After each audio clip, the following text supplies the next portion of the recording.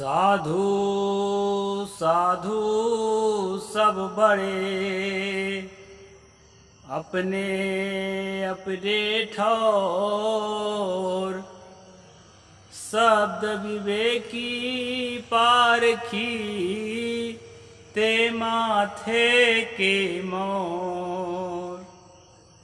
नमस्कार दोस्तों, मैं अविनाश दास रेशनल कबीर यूट्यूब चैनल में आप सबका हार्दिक स्वागत करता हूं। साथियों, यदि चैनल को सब्सक्राइब नहीं किए हैं तो सब्सक्राइब ज़रूर करें, शेयर करके अपने सभी ग्रुपों में सभी मित्रों तक पहुंचाएं, बेल आइकन को प्रेस करें, ऑल नोटिफिकेशन ऑन रखें ताकि हर नया अपडेट आप तक पहुंच सके। लाइक और कमेंट जरूर करें दोस्तों। मैंने सतगुरु कबीर साहब की एक साखी आपके सामने रखा है। साधु साधु सब बड़े अपने अपने ठौर, शब्द विवेकी पारखी ते माथे के मोर। सतगुरु कहना चाहते हैं कि किसी भी मत को मानने वाला, किसी भी संप्रदाय को मानने वाला, किसी भी धर्म से जुड़ा हुआ जो साधु है वो सब बड़े हैं। इसका अर्थ ये नहीं है कि सब बड़े हैं तो छोटा कौन है। साथियों, आप देखेंगे जितने पहाड़ियां होती हैं सबकी चोटियां होती हैं, सबकी ऊंचाइयां होती हैं, आखिरी शिखर होते हैं। लेकिन छोटी पहाड़ी, बड़ी पहाड़ी, सब तरह की पहाड़ी होती है। इसी तरह से जो है, जो जिस मत को मानता है उस मत में अच्छी तरह से निष्णात हो जाता है, वो उस मत के लिए बड़ा है। क्योंकि उसको मानने वाले जितने लोग हैं जो थोड़ा उससे कम जानते हैं या अपने जीवन में कम अप्लाई कर पाते हैं, वो लोग उनके प्रति श्रद्धा रखेंगे। और जो शब्दों पर विवेक करने वाला है, तर्क करने वाला है, तर्क करके वस्तु स्थिति तक, तह तक पहुंच करके उसके सच्चाई को जानने और बताने वाला है, शब्द विवेकी पारखी ते माथे के मोर। सतगुरु कहते हैं वही इन सब के माथे के मोर के समान है। जिस तरह सिर में मुकुट सिर के ऊपर होता है, तो ये सतगुरु ने कहा है। दोस्तों, आज का विषय है कि भारत का संविधान धर्म पर आधारित क्यों नहीं है, धर्मनिरपेक्ष क्यों है। साथियों, दुनिया में ऐसा कोई भी धर्म नहीं है, मेरे देखने में नहीं आया है, आपके देखने में आएगा तो जरूर बताना, जो सत्य की व्याख्या पूरी तरह से करता हो और साथ साथ अन्य धर्म वाले भी उसकी व्याख्या को स्वीकार करते हैं। अपने ढंग की व्याख्या तो करता है, इस्लाम भी व्याख्या करता है, हिंदुत्व भी व्याख्या करता है, ईसाईयत भी व्याख्या करता है, सिखिज्म भी व्याख्या करता है, पारसी, यहूदी जितने भी अपने आप को एक धर्म के रूप में मानते हैं, वो सभी जो है धर्म की व्याख्या करते हैं और असली धर्म यही है ऐसा दावा भी करते हैं। और किसी के बात में तालमेल नहीं है। दूर की बात छोड़ दीजिए, केवल हिंदू धर्म के अनेक शाखाओं में तालमेल नहीं। जो ब्रह्मवादी शाखा है, एको ब्रह्म द्वितीयो नास्ति, तो जब एको ब्रह्म द्वितीयो नास्ति तो ये भगवान और देवता का अस्तित्व तो कहाँ बचता है? आदमी का अस्तित्व तो नहीं बचता, संसार का अस्तित्व तो नहीं बचता, सब कुछ तो एक ही है मूल रूप से। इसी प्रकार दोस्तों, जो ईश्वरवादी हैं वो कोई शिव को ईश्वर मानते हैं, कोई विष्णु को ईश्वर मानते हैं, कोई निराकार, कोई है परमात्मा, ऐसा मानते हैं। तो एक ही जो धर्म है, जिसको हिंदू धर्म आजकल कहते हैं, एक ही धर्म में एकता नहीं है। हिंदू धर्म के अंतर्गत हमारा पारक सिद्धांत भी आता है, जो अपने आप को हिंदू मानते हैं उसके लिए। इसमें तो जीव को ही परम सत्य माना है, अलग से न कोई साकार ईश्वर है न निराकार ईश्वर है। ईश्वर उश्वर कुछ नहीं होता है, ये सब फर्जी है, इस तरह माना गया है। तो साथियों, अब आप विचार करिए कि अलग अलग मान्यताएं हैं। इस्लाम मानता है कि अंतिम रसूल, अंतिम पैगंबर हजरत मोहम्मद साहब, उसके बाद और कोई नई विचारधारा आएगी धर्म के नाम से, उसको नहीं स्वीकार किया जाएगा। वो आखिरी पैगाम है ईश्वर का। और ईसाईयत भी आखिरी पैगंबर मानते हैं, ईश्वर के पुत्र प्रभु यीशु को। उसके बाद आने वाली विचारधारा को नहीं स्वीकार करते हैं। और हद तो तब हो जाती है कि ये लोग जो है ना, अपने जीवन में बिना कहे हुए उन चीजों को अप्लाई करते हैं जो इनके धर्म के हिसाब से नहीं है। साथियों, आधुनिक विज्ञान जब किसी चीज की खोज करता है, किसी भी धर्म में नहीं लिखा है कि उसको जीवन में अप्लाई करो। जीवन जीने की सारी बातें लिखी हुई है, लेकिन जब कोई नई चीज आती है तो उसको सभी पसंद करते हैं। कंप्यूटर आया, मोबाइल आया, और भी बहुत सारी चीजें आई, मोटरसाइकिल आई, हेलीकॉप्टर आए, जो भी चीज आए सबको हिंदुओं ने, मुसलमानों ने, ईसाइयों ने, सब ने स्वीकार किया, जबकि इनमें से किसी के धर्म के हिस्से ये नहीं हैं। तो मैं ये कहना चाहता हूं दोस्तों कि धर्म के नाम से यदि भारत का संविधान बन जाता तो क्या होता। कई लोग कहते हैं हिंदू राष्ट्र होता तो धर्म के इशारे पर राज सत्ता को न चाहते, जैसा कि मनु के संविधान में है कि धर्म को आगे रखो, राजनीति के उसके पीछे रखो। ब्राह्मण धर्म का अगुवा है, ब्राह्मण के आदेशानुसार राजा काम करे, अपने मन से काम ना करे। इसको अप्लाई करने के लिए ना सही ब्राह्मण, शंकराचार्य ही सही। शंकराचार्य के हिसाब से अगर आप देश में नियम कानून लादना चाहेंगे तो सारा कानून ध्वस्त हो जाएगा। समाज में ईसाई और मुसलमान को तो चलिए मान लेते हैं एक बार कि विदेशी विचारधारा है, उनका नहीं चलने देंगे। लेकिन मैं ये पूछना चाहता हूं, हमारा चलने दोगे कि नहीं? हम तो देसी विचारधारा हैं, हम तो देवी देवता को नहीं मानते हैं, ईश्वर परमात्मा को नहीं मानते हैं, तीरथ मुहूर्त को, लगन मुहूर्त को नहीं मानते हैं, ग्रह लगन मुहूर्त को नहीं मानते हैं, शकुन अपशकुन को नहीं मानते हैं, निर्जीव पुतलों में मत्था नहीं टेकते हैं। तो क्या करोगे हमारे साथ? जीने दोगे चैन से? नहीं जीने दोगे।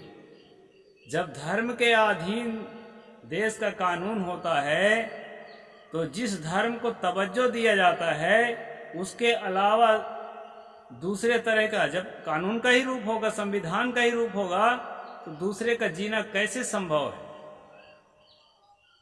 इसी प्रकार जो है सिखिज्म है, सिखों की मान्यता अलग है, इसी प्रकार जैनिज्म है, जैनों की मान्यता अलग है, वो भी ईश्वर परमात्मा अलग से नहीं मानते हैं। तीर्थंकर को अंतिम मानते हैं और तीर्थंकर के बाद जो है जो मुनि होते हैं, संत आचार्य होते हैं, उनको महत्व दिया जाता है। देवी देवता को, तीर्थ मूर्त को महत्व नहीं दिया जाता है। इसके बाद आइए बौद्धिज्म पर। बौद्धिज्म जो आजकल भारत में विकसित हुआ है वो बिल्कुल तर्कशील है। हालांकि बुद्धिस्ट किताबों में बहुत सारे अंधविश्वास हैं, लेकिन जो भारत में विकसित हुआ है अभी बाबा साहेब के बाद, वो बिल्कुल ही तर्कशील विचारधारा का है। तो मैं ये कहना चाहता हूँ कि अनेक विचारधाराएं जहाँ पर रहते हैं, वहाँ किस विचारधारा को आप तवज्जो देंगे? और एक विचारधारा को अगर आप तवज्जो देते हैं तो दूसरे विचारधारा का आदमी क्या करेगा? अरे धर्म के अनुसार कानून चलाना है तो हमारे धर्म के अनुसार चला लो ना। हम जैसा कहते हैं उस तरह से होना चाहिए देश का संविधान। अगर ऐसा दावा कोई करता है तो क्या करेंगे? इस्लाम की भी बहुत तादाद है देश में, इस्लाम को मानने वालों की 22-23% है। वो लोग कहेंगे भाई हमारे शरीयत के अनुसार से होना चाहिए देश का संविधान, बहुत बढ़िया शरीयत है, दुनिया में सबसे श्रेष्ठ है, ऐसा कहेंगे। वो तो सभी जितने भी धार्मिक लोग हैं अपने धर्म को दुनिया के दूसरे धर्मों से श्रेष्ठ मानते हैं। आप ईसाई के साथ पास चले जाइए, वो कहेंगे कि प्रभु यीशु ही सर्वोपरि है और उनके वाणी में एक भी झूठ नहीं है। जो भी कहा है एक अक्षर भी बाइबल का हम झूठ नहीं मान सकते। वो भी कहेगा भाई धर्म के अनुसार चलना है तो हमारे अनुसार चलना चाहिए। तो दोस्तों ऐसे में लड़ाई के सिवाय कुछ भी नहीं बचेगा, खून खराबा के सिवाय कुछ भी नहीं बचेगा। और जो कहते हैं कि हिंदू राष्ट्र होना चाहिए, तो हिंदू के संविधान का जो स्ट्रक्चर है, उसका बेसिक स्ट्रक्चर है, उसमें तो जाति पाति खूब है। स्त्री का कोई अधिकार नहीं है, शूद्रों का कोई अधिकार नहीं है, 85% मूल निवासियों का। तो क्या ये लोग स्वीकार कर लेंगे? अंधेरे में रह कर के जरूर आपको समर्थन दे रहे हैं ओबीसी लोग, एससी लोग, एसटी लोग कि हमको हिंदू बनना है, हिंदू राष्ट्र बनाना है। लेकिन जिस दिन हिंदू का सही मतलब, जब हिंदू ग्रंथों को पढ़ने लगेंगे, उसका सही मतलब जब समझने लगेंगे, जे वर्णाधम तेली कुम्हारा सपच की रात कोल करवारा,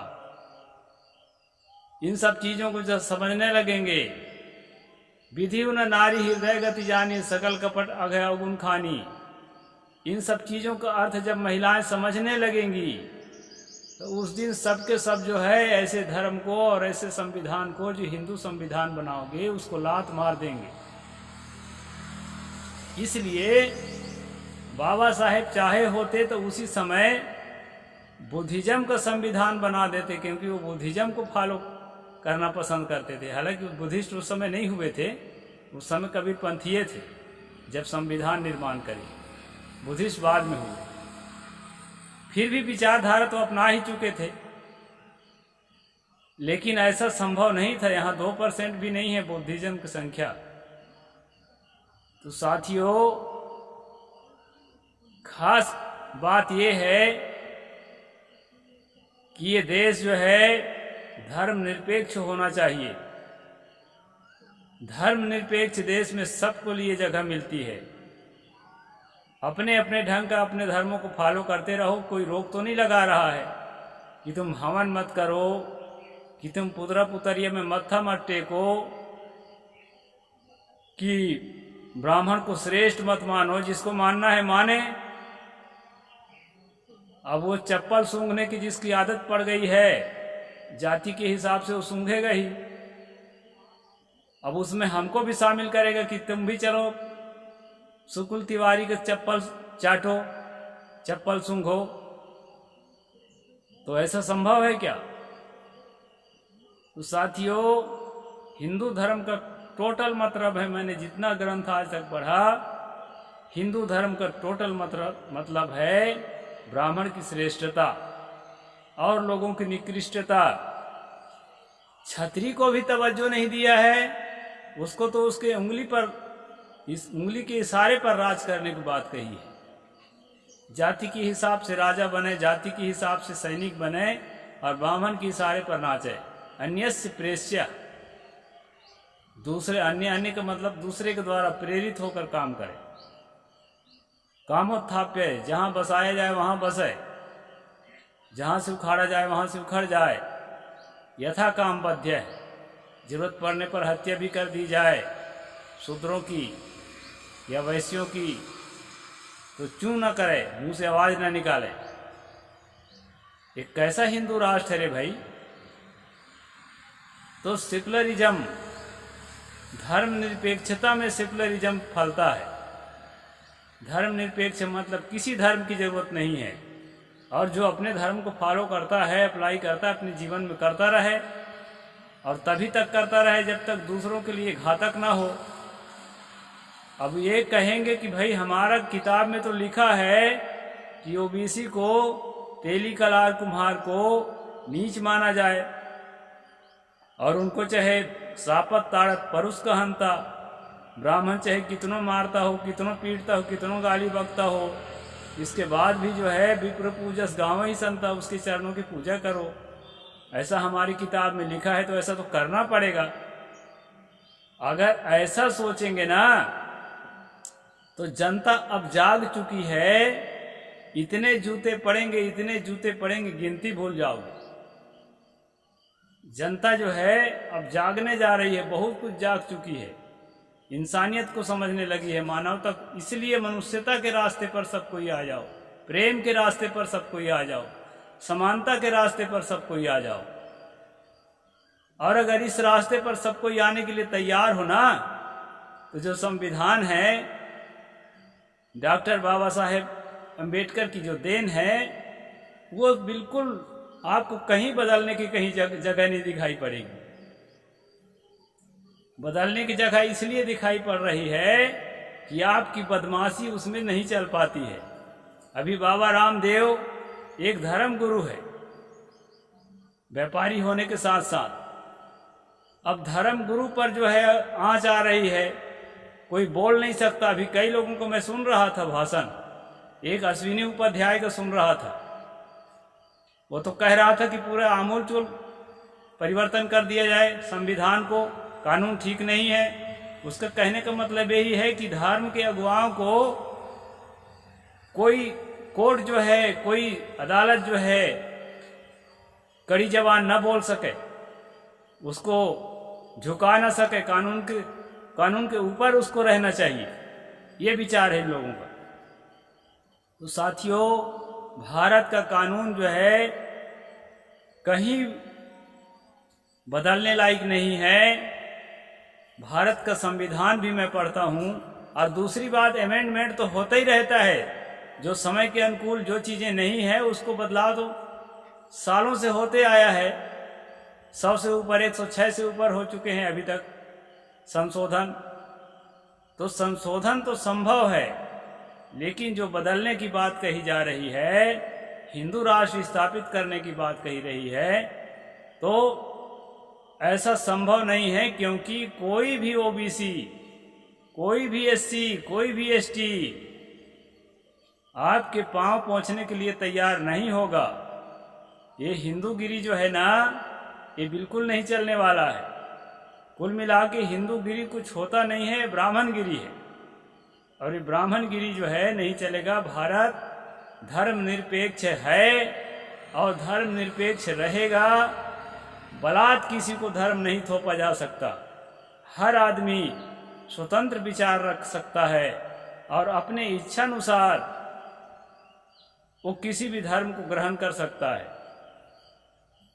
ये तो हिटलर शाही हो गया, ये तो तुर्कानी फरमान हो गया कि तुमको वैसा ही करना पड़ेगा।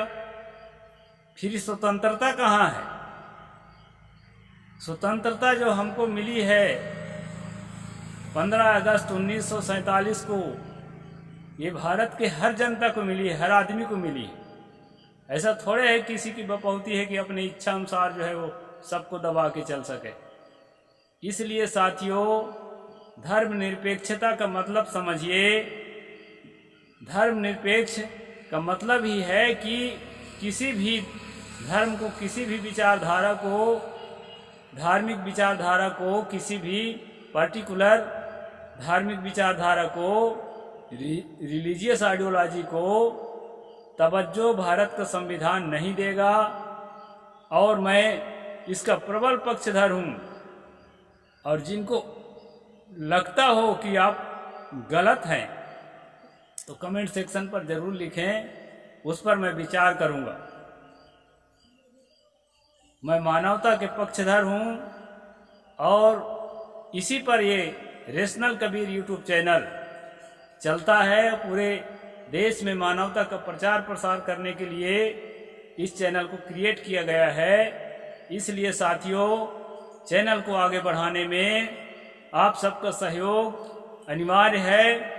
आप सब सहयोग करिए, जन जन तक पहुंचाइए और भारत के संविधान की सुरक्षा के लिए, मानवता की सुरक्षा के लिए, सभी धर्मों की स्वतंत्रता की सुरक्षा के लिए हम जो है प्रयासरत रहेंगे और प्रयासरत नहीं हैं। साहेब बंदगी। जय जोहार, जय भीम, जय भारत।